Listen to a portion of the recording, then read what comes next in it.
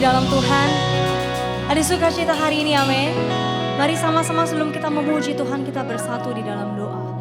Terima kasih Tuhan Yesus, terima kasih Bapa yang baik Tuhan. Pada hari ini Tuhan kami mengucap syukur buat kebaikan Tuhan yang boleh terjadi dalam kehidupan kami.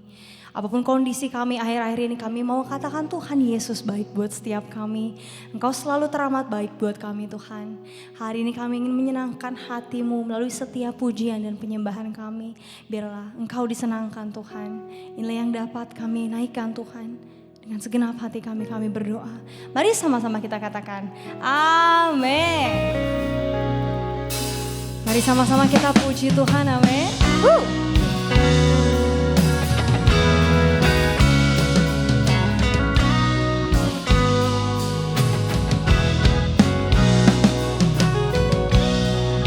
Kami mau menyembah Engkau, kami memuji-Mu Tuhan.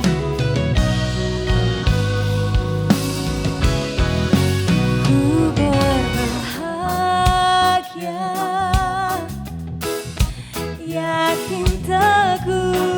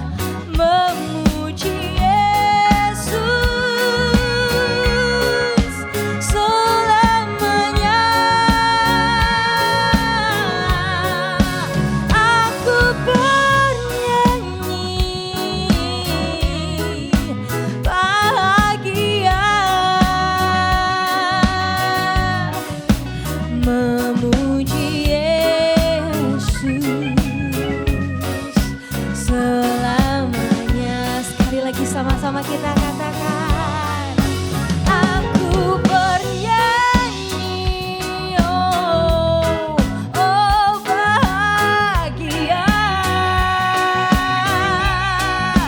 memuji Yesus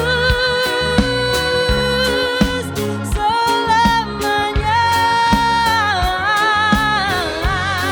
Oh, aku bernyanyi bahagia, memuji Yesus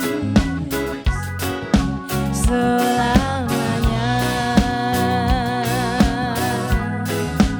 memuji Yesus selamanya, oh, memuji Yesus selamanya. Haleluya. Mari sama-sama kita siapkan hati kita sebelum kita mendengarkan firman Tuhan. Terima kasih Tuhan buat kasih-Mu yang besar buat kami. Makasih Tuhan buat kebaikan-Mu yang begitu besar buat setiap kami. Thank you Lord Jesus.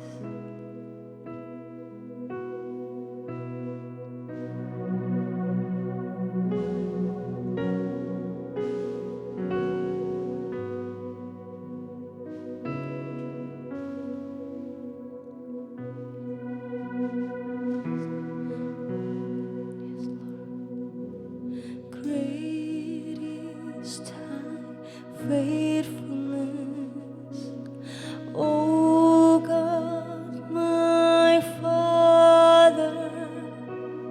There is no shadow of turning with thee. Thou changes not, thy compassions they fail not. As thou hast been, thou forever will be. Oh, great is thy faithfulness. Great is thy faithfulness. Morning by morning, new mercies I see. All I have needed, thy hand hath provided.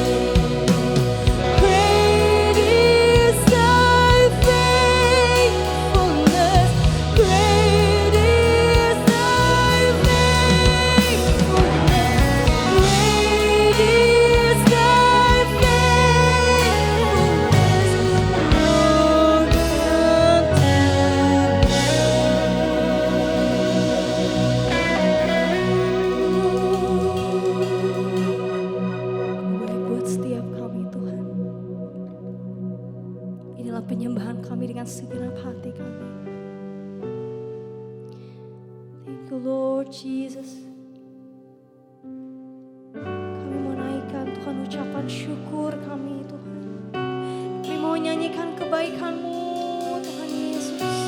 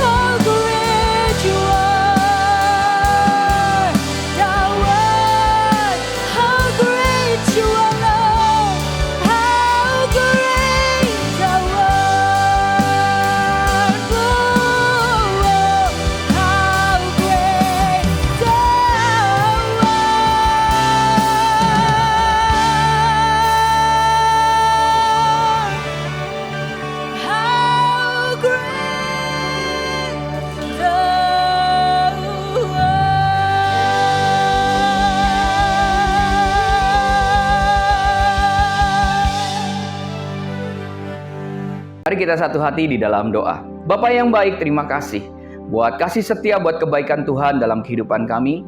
Kami ucap syukur Tuhan kalau kami boleh memuji menyembah Engkau pagi hari ini. Menaikkan rasa syukur kami karena kebaikan-kebaikan Tuhan yang tidak pernah habis dalam kehidupan kami. Terima kasih Tuhan Yesus, sebentar kami akan duduk diam mendengarkan firman-Mu. Roh Kudus terangi hati dan pikiran kami, hingga kami boleh memahami, mengerti apa yang Kau inginkan untuk kami lakukan di dalam kehidupan kami sehari-hari. Kami boleh mengaplikasikan firman-Mu di dalam kehidupan kami. Terima kasih Bapa yang baik, dalam nama Yesus kami mau katakan kami siap untuk mendengarkan firman-Mu. Dalam nama Yesus kami berdoa dan mengucap syukur. Haleluya. Amin. Shalom. Selamat pagi Bapak Ibu Saudaraku, rekan-rekan terkasih, jemaat musisi dimanapun berada. Pada kesempatan kali ini kita akan melanjutkan kembali kisah pelajaran mengenai Yusuf. Dan hari ini kita sudah sampai kepada bagian yang kelima.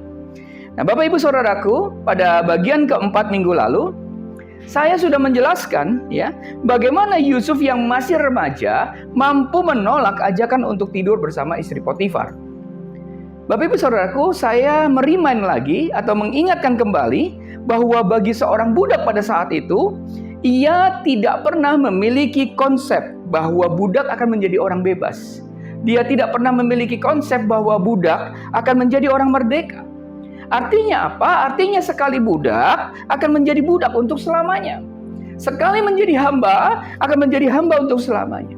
Nah, bagi Yusuf, ketika ia menjadi budak, tentu harapan dan masa depannya lenyap secara tiba-tiba ya di depan matanya. Nah, luar biasanya ketika istri Potifar datang ya kepada Yusuf, mencoba membujuk Yusuf berulang-ulang kali ya dengan berbagai macam cara, dengan berbagai macam iming-iming, namun Yusuf tetap tidak bergeming. Nah, Bapak Ibu Saudaraku, seandainya ini terjadi bukan pada diri Yusuf, saya pikir budak manapun, hamba manapun akan langsung menerima kesempatan yang langka dan luar biasa ini. Karena seorang budak ya akan langsung naik derajatnya ya menjadi laki-laki simpanan daripada istri pejabat. Tentunya segala kebutuhannya akan dipenuhi. Ia juga akan menjadi orang yang penting di rumah itu, ya. Dan juga sangat mungkin ia akan menjadi orang yang bebas, orang yang merdeka. Karena siapa? Karena istri Potifar mungkin saja akan memindahkan ya Yusuf ke rumah yang lain agar perselingkuhannya tidak terindus oleh suaminya. Nah, Bapak Ibu Saudaraku, namun kita melihat sebuah contoh yang langka di zaman ini. Ya, di sepanjang zaman ini, bahwa seorang muda yang berada di dalam kondisi hopeless, tanpa harapan, ternyata tetap memiliki iman di dalam Allahnya. Mari kita buka ayat firman Tuhan kita dalam Kejadian 39 ayat 9. Kejadian 39 ayat 9. Bahkan di rumah ini ia tidak lebih besar kuasanya daripadaku, dan tiada yang tidak diserahkannya kepadaku selain daripada engkau, sebab engkau istrinya. Bagaimanakah mungkin aku melakukan kejahatan yang besar ini dan berbuat dosa terhadap Allah? Hal yang terpenting yang kita bisa pelajari dalam situasi yang berat dan seolah tanpa harapan ini adalah ya, teruslah memiliki rasa takut dan hormat kepada Tuhan, sekalipun kita sedang ada di dalam lembah kekelaman. Katakan amin Bapak Ibu Saudaraku. Jadi hal terpenting apa yang kita bisa pelajari dari situasi yang berat, situasi yang seolah-olah tidak ada harapan? Teruslah memiliki rasa takut dan hormat kepada Tuhan di dalam setiap lini kehidupan kita, sekalipun kita sekarang mungkin sedang ada di dalam lembah kekelaman. Nah, namun ironisnya dalam kisah Yusuf ini, Bapak Ibu Saudaraku, ternyata sikapnya yang takut dan hormat akan Allah ini tidak membawa kebaikan apapun bagi Yusuf pada saat itu. Bukankah kita juga sering mengalami hal ini? Bahwa rasa hormat dan takut akan Allah yang kita jalani seringkali tidak membawa kebaikan apapun dalam hidup kita. Bahkan justru mungkin membuat kita semakin terpuruk. Yusuf ketika ia takut dan hormat akan Allah, justru membuat istri Potifar marah dan merasa direndahkan. Lalu istri Potifar membuat skenario untuk menjatuhkan Yusuf yang notabene seorang budak yang tidak dapat membela diri. Dan karena seorang budak tidak memiliki hak untuk bersuara dan membela diri. Firman Tuhan di dalam Kejadian 39 ayat 13 sampai 20 saya bacakan untuk saudara. Kejadian 39 ayat 13 sampai 10. 13, ketika dilihat perempuan itu bahwa Yusuf meninggalkan bajunya dalam tangannya dan telah lari keluar. Ayat 14, dipanggilnyalah seisi rumah itu. Lalu katanya kepada mereka, lihat, dibawanya kemari seorang Ibrani supaya orang ini dapat mempermainkan kita. Orang ini mendekati aku untuk tidur dengan aku, tetapi aku berteriak-teriak dengan suara keras.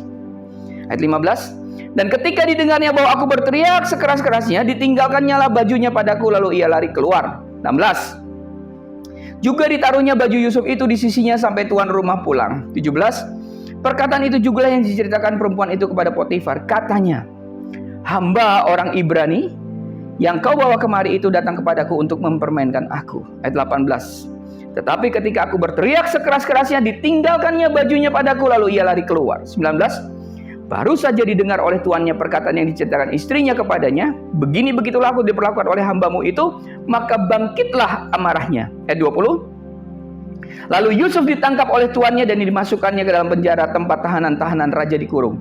Demikianlah Yusuf dipenjarakan di sana. Bapak ibu saudaraku, rekan-rekan kasih, jemaat Home CC dimanapun berada, sampai di sini kita melihat bahwa tindakan Yusuf yang menjaga integritasnya dengan luar biasa, ternyata pada saat itu tidak membawa kebaikan apapun bagi dirinya.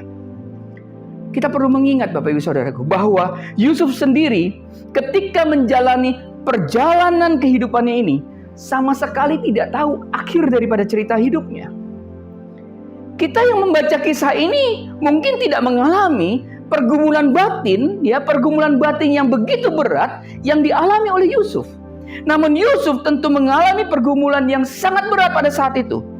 Mengingat dia tidak tahu akhir dari cerita hidupnya pada saat itu.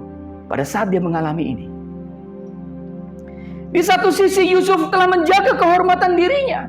Padahal seorang budak tidak memiliki kehormatan sama sekali. Di sini kita melihat bahwa kehormatan yang sedang dipegang oleh Yusuf adalah kehormatan takut akan Allah. Takut akan Tuhan. Bisa dibayangkan ketika Yusuf menjaga kehormatan ini, ternyata justru membawanya dalam situasi lembah kekelaman yang semakin dalam. Skenario yang disampaikan oleh istri Potifar sama sekali tidak dapat dibantah oleh Yusuf, yang notabene seorang budak. Dan kemarahan Potifar ini membuat Yusuf harus dimasukkan ke penjara tempat tahanan-tahanan raja dikurung. Jelas Potifar sangat marah sekali Bapak Ibu Saudaraku. Kenapa? Karena ia merasa dihianati oleh Yusuf yang telah diberinya kepercayaan yang besar di rumahnya, namun dibalas dengan narasi hendak memperkosa istrinya. Kemarahan yang besar pada diri Potifar membuatnya tidak dapat lagi melihat kebaikan yang telah Yusuf kerjakan, dan tentunya membutakan mata rohaninya yang pernah melihat bahwa ada Allahnya Yusuf yang menyertai kehidupan Potifar. Bapak Ibu Saudaraku, di sini kita belajar bahwa kemarahan yang tidak dikendalikan membuat logika kita tidak dapat berjalan dengan baik. Semua logika akan tertutup ketika emosi seseorang menguasainya. Ia bahkan dapat melakukan berbagai tindakan berbahaya bagi dirinya maupun orang lain. Bapak Ibu Saudaraku, karena itu sebagai anak-anak Tuhan, kita tidak boleh kehilangan kendali atas emosi kita. Amin. Kita tentu saja boleh marah Bapak Ibu Saudaraku, namun tetap dikendalikan. Marah tanpa kendali itu seperti kita sedang menyiramkan bensin ke api. Kita sedang menyiram bensin ke api yang sedang kita pegang. Entah kita yang terbakar atau orang lain yang terbakar atau juga keduanya akan terbakar. Bapak Ibu Saudaraku, jemaat Home CC dimanapun berada, firman Tuhan yang tadi kita baca mengatakan bahwa Yusuf dikurung di tempat tahanan-tahanan raja dikurung. Arti dari tempat tahanan-tahanan raja dikurung adalah tempat kurungan yang khusus, Karena penjara ini dibuat khusus bagi mereka yang melakukan pemberontakan kepada raja atau melakukan kesalahan yang sangat serius kepada raja. Sehingga hukuman ini lebih berat, ya, atau akan sangat berat dijalani oleh siapapun yang akan menjadi tahanan di sini. Kita baca di dalam Mazmur, ya. Kitab Mazmur ini juga menceritakan betapa beratnya hukuman yang harus dijalani oleh Yusuf. Mari kita buka dalam Mazmur 105 ayat 17 sampai 18. Mazmur 105 ayat 17. Diutusnyalah seorang mendahului mereka, Yusuf yang dijual menjadi budak. Ayat 18. Mereka mengimpit kakinya dengan belenggu, lehernya masuk ke dalam besi. Wow. Bila kita melihat dari kitab Mazmur ini betapa menyakitkan hidup yang dialami oleh seorang yang bernama Yusuf, yang notabene tidak melakukan kesalahan, yang notabene tidak melakukan sebuah kesalahan, yang notabene adalah menjaga integritasnya di hadapan Tuhan. Namun justru dengan apa yang dilakukan menjaga integritas itu membuatnya masuk ke dalam penjara dan mendapat siksaan secara fisik dan psikis. Kedua kakinya dibelenggu dengan ketat, kata firman Tuhan, dan lehernya juga diikat dengan besi. Hal ini tentu membuat Yusuf sulit untuk bergerak dan sangat menderita dengan besi yang berat di tubuhnya.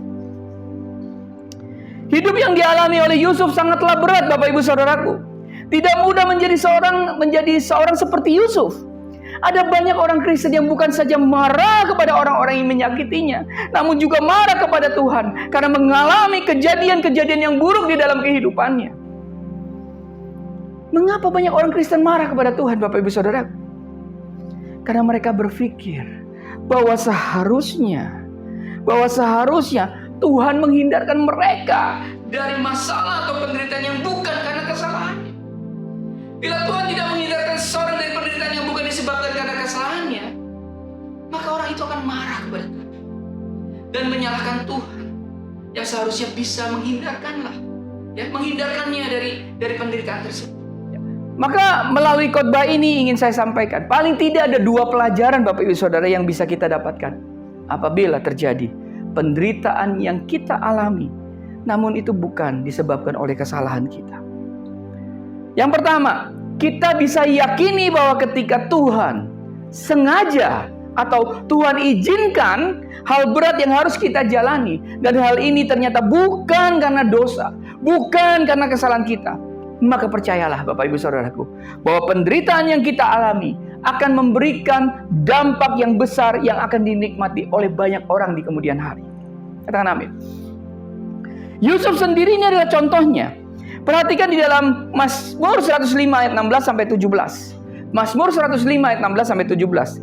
Firman Tuhan katakan gini. Ketika ia mendatangkan kelaparan ke atas negeri itu dan menghancurkan seluruh persediaan makanan, ya, ayat 17, diutusnyalah seorang mendahului mereka, Yusuf yang dijual menjadi budak. Bapak Ibu Saudaraku, rekan-rekan terkasih, jemaat umum sisi dimanapun berada, dalam cara pandang Tuhan, ternyata Yusuf ini merupakan seorang yang diutus oleh Tuhan untuk menyelamatkan Yakub dan keluarganya dari kelaparan yang dapat membahayakan kelangsungan perjanjian Allah kepada Abraham dan keturunannya. Namun dalam menjalani kehidupannya, Yusuf tidak mengerti. Yusuf tidak tahu bahwa ia adalah utusan Allah untuk menolong keluarganya. Ia menjalani kehidupan sama seperti manusia lainnya. Namun perhatikan, responnya Yusuf terhadap segala masalah dan persoalan yang dialaminya begitu luar biasa, sehingga kisahnya dicatat di Alkitab yang mencapai 14 pasal. Lebih banyak dari kisah Abraham ataupun Yakub ayahnya. Bahkan karena sikap dan respon Yusuf inilah ia mendapatkan hak kesulungan, seperti dikatakan di dalam 1 Tawarik 5 ayat 1. Anak-anak Ruben, ya, 1 Tawarik 5 ayat 1. Anak-anak Ruben, anak sulung Israel, dialah anak sulungnya. Ya, tetapi karena ia telah melanggar kesucian petiduran ayahnya, maka hak kesulungannya diberikan kepada keturunan dari Yusuf, anak Israel juga, sekalipun tidak tercatat dalam silsilah sebagai anak sulung. Bapak Ibu Saudaraku, Rekan-rekan terkasih, jemaat musisi dimanapun berada. Di sini kita belajar bahwa penderitaan yang tidak harus kita tanggung justru akan membuat diri kita menjadi berkat bagi banyak orang suatu hari kelak. Katakan amin. Yang kedua, melalui penderitaan yang bukan karena kesalahan kita ini, berarti Tuhan ingin memurnikan hidup kita. Katakan amin. Melalui penderitaan yang bukan karena kesalahan ini, sekali lagi, ya, berarti Tuhan ingin memurnikan hidup kita. Amsal 17 ayat 3 katakan begini, Bapak Ibu Saudaraku. Kui adalah untuk melebur perak dan perapian untuk melebur emas, tetapi Tuhanlah yang menguji hati. Dikatakan bahwa Tuhanlah yang menguji hati, dan ujian ini harus dilakukan dengan sebuah proses, seperti proses seorang yang melebur perak. Orang yang memproses perak atau melebur emas dengan api, ya, di sebuah wadah yang disebut kui. Perak dan emas murni didapatkan dengan proses perapian yang sangat panas. Untuk apa? Untuk membuang kotoran-kotoran yang ada. Demikian juga hidup kita, Bapak Ibu Saudaraku, rekan-rekan terkasih, jemaat musisi dimanapun berada. Hidup kita diuji dan diproses Tuhan agar kita semakin murni, semakin berkenan di hadapan Tuhan. Katakan amin. Bapak Ibu Saudaraku, rekan-rekan terkasih, jemaat musisi dimanapun berada.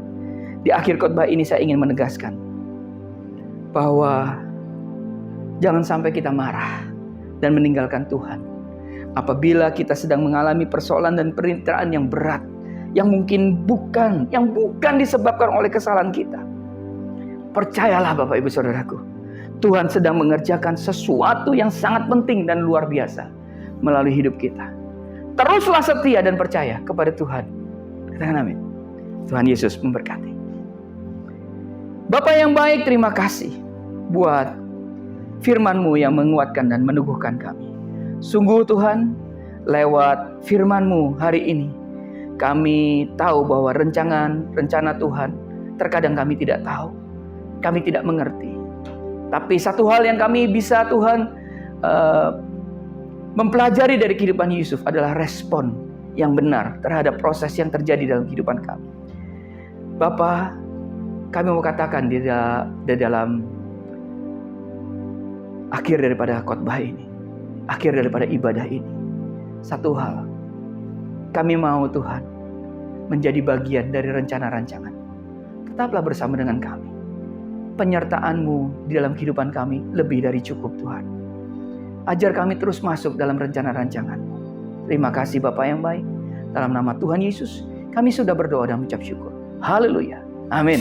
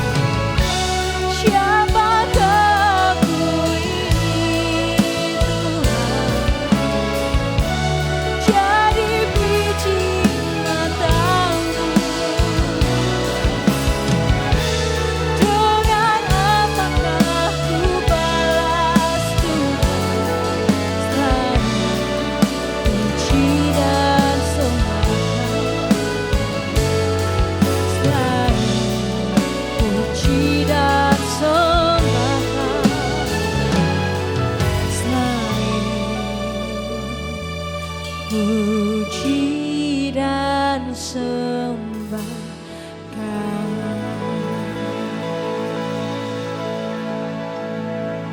Karena itu jemaat Kristus yang dikasihi Tuhan, mari angkatlah kedua tanganmu dan terimalah berkat.